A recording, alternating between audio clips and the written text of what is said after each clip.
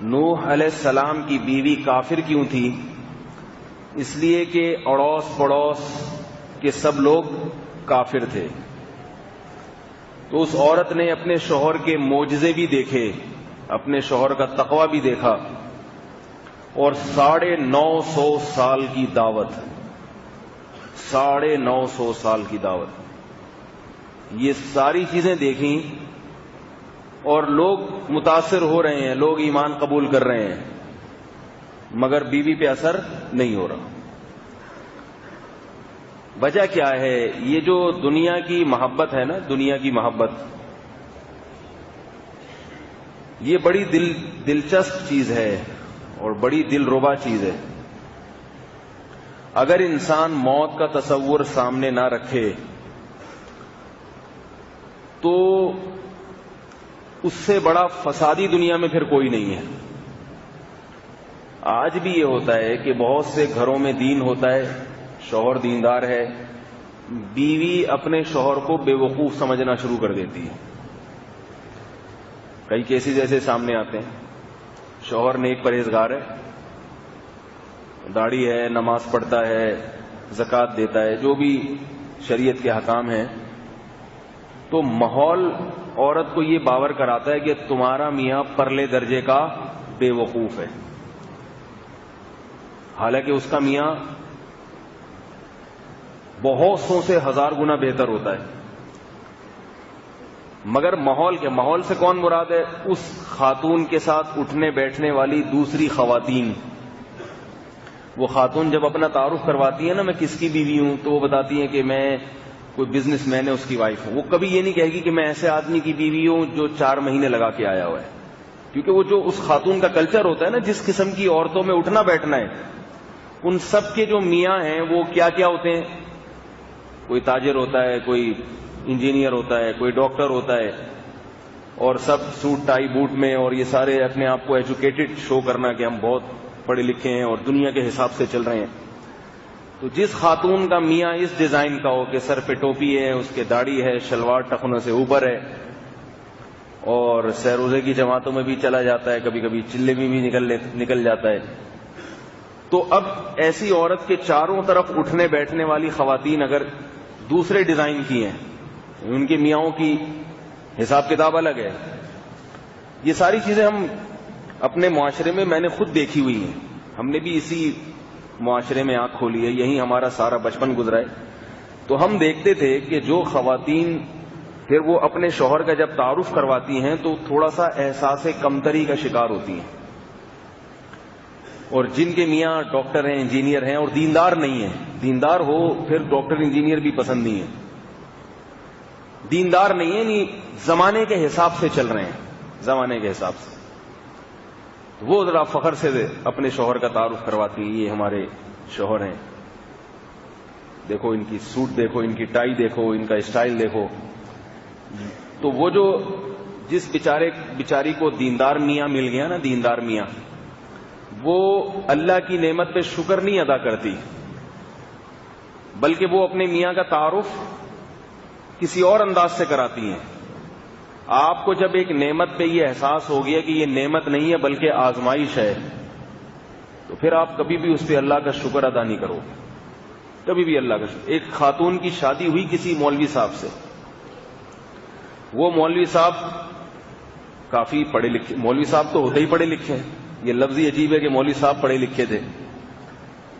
مولوی تو بنتا ہی آدمی پہلے پڑھتا لکھتا ہے، بعد میں مولانا بنتا ہے نا، لیکن وہ اتفاق سے پڑھے لکھے بھی تھے، یعنی پڑھے لکھے کا مطلب دنیاوی لحاظ سے بھی پڑھے لکھے تھے، مسجد میں امام تھے۔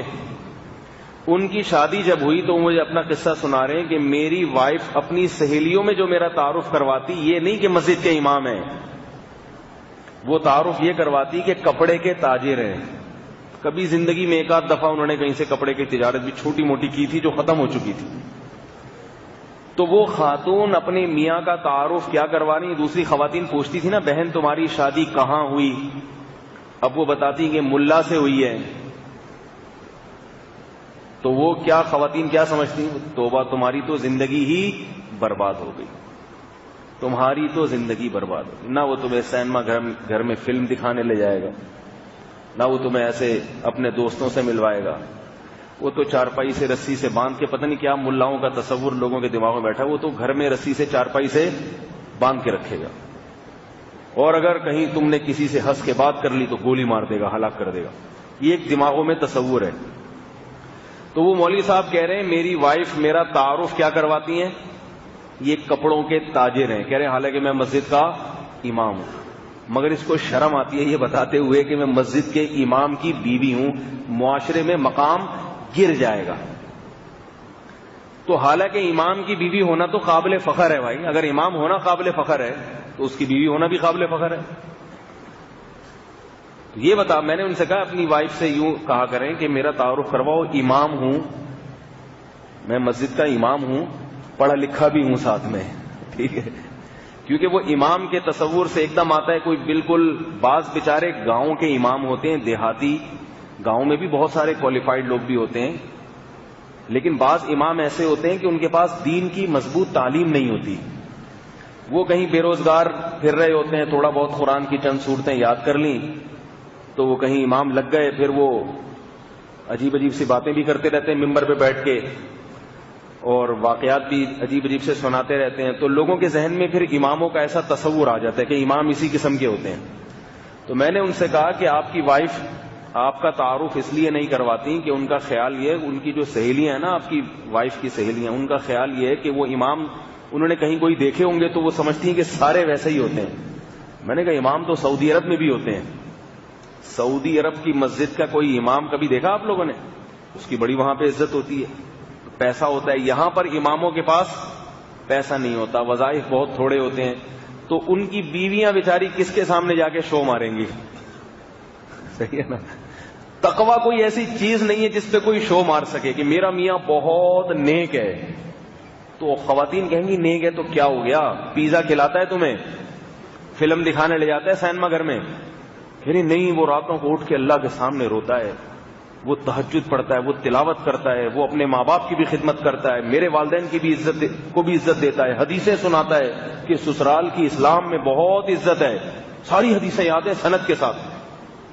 تو کیا کہہ رہے عزت دیتا ہے تو کیا فائدہ؟ تمہیں گھماتا ہے، تمہیں ڈرائیونگ کرنے دیتا ہے، گاڑی لے کے دی ہوئی ہے کہ بھائی بیگم خود جاؤ شاپنگ کرو. نہیں، یہ تو نہیں کرتا، یہ تو تقویٰ کے خلاف ہے، وہ تو اس پہ جہنم کی وعیدیں سناتا ہے. ٹھیک ہے نا. وہ تو خود گھر میں لا کے دیتا ہے، بیگم یہ 10 قسم کے سوٹ ہیں، ان میں جو پسند کر لو وہ رکھ لو، باقی میں دکان والے کو واپس کر کے آ جاؤں. تو پھر خواتین کہتی ہیں کیسی بور لائف ہے تمہاری، کیسی بور لائف، کیسی زندگی ہے.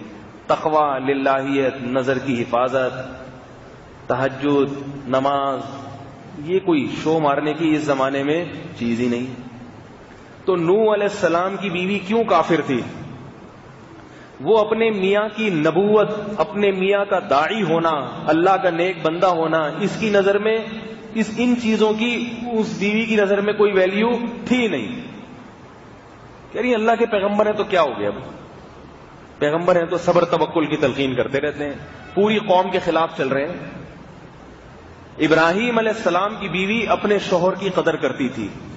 ابراہیم علیہ السلام کی بیوی ہجرت کی ہے تو اس نے بھی ہجرت کر لی. بھئی آپ اگر اللہ کی خاطر سب کچھ چھوڑ رہے ہو، میں بھی اللہ کی خاطر یہ وطن چھوڑتی ہوں. وہ جانتی تھی کہ میرے میاں غریب ہیں، مسکین ہیں، مگر اللہ کے خلیل ہیں، ایسا اچھا میاں نہیں ملے گا کہیں بھی. نوح علیہ السلام کی بیوی میں بھی سبق ملتا ہے عورتوں کو کہ اپنے میاں کی قدر نہیں کی انہوں نے. صرف میاں کی بات نہیں ہے، باپ نیک ہو، بھائی نیک ہو، شوہر نیک ہو، بیٹا نیک ہو، اس کی قدر کیا کریں. آج عورت کی نظر میں قدر کیا ہے؟ جس کے پاس پیسہ ہے اس کی قدر ہے، پیسہ نہیں ہے تو قدر نہیں ہے. شوہر اگر پیسے والا ہے، بہت اچھا، غریب ہو گیا، کھلا لے لیں گی اس سے. تو ابراہیم علیہ السلام کی بیوی نے کہا کہ اللہ ہمیں ضائع نہیں کرے گا. تو دیکھو اللہ نے کیسا نوازا. نوح علیہ السلام کی بیوی کے کو قرآن نے کیسا ذکر کیا ہے. وہ بھی مر گئی، چلی گئی دنیا سے، کیا آیا اس کے ہاتھ میں؟ لیکن اللہ نے فرمایا کہ کل اعلان ہوگا میدان حشر میں، ادخل النار مع الداخلین، جہنم کی آگ میں داخل ہو جاؤ جیسے دوسری عورتیں داخل ہو رہی ہیں. کتنا تڑپے گی وہ اس دن کہ میں نے اپنے میاں جو جس کے گھر میں رہتی تھی، اللہ کا صفی، اللہ کا محبوب بندہ جس کا اللہ نے قرآن میں اتنے اہتمام سے ذکر کیا، ایسے شخص کی چھتری میں رہ کے بھی مجھے ایمان کی توفیق نہیں ملی، صرف ماحول کی وجہ سے۔ لوگ کیا کہیں گے؟ لوگ تو اس سے خوش تھے کہ یہ اپنے شوہر کی بات نہیں مانتی، یہ ہمارے باپ دادا کے دین پر ہے، اس کے والدین بھی خوش ہوں گے، اس کے بھائی بھی خوش ہوں گے کہ یہ ہماری طرح بت پرست ہے، اپنے باپ دادا کے دین کو فالو کرتی ہے، شوہر کی باتوں میں نہیں آتی۔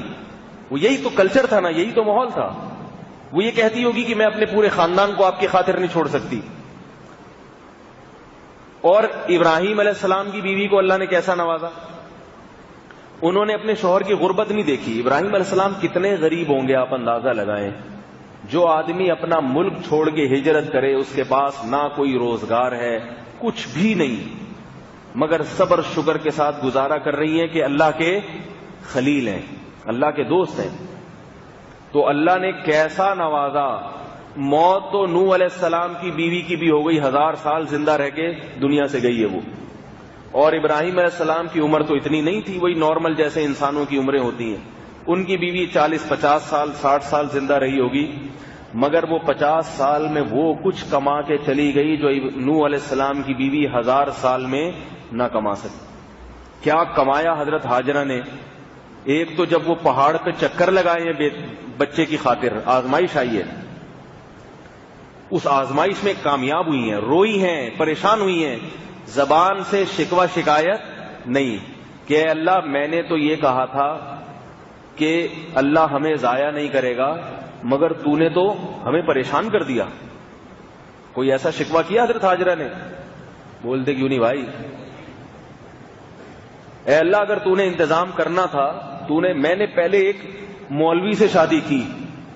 ابراہیم علیہ السلام تو اس زمانے کے مولوی تھے نا، وہی داڑھی تھی، وہی ان کی ٹوپی تھی، وہی ان کا لباس، گیٹ اپ تو سارا وہی جو آج مولویوں کا ہوتا ہے، اور باتیں بھی مولویوں جیسی۔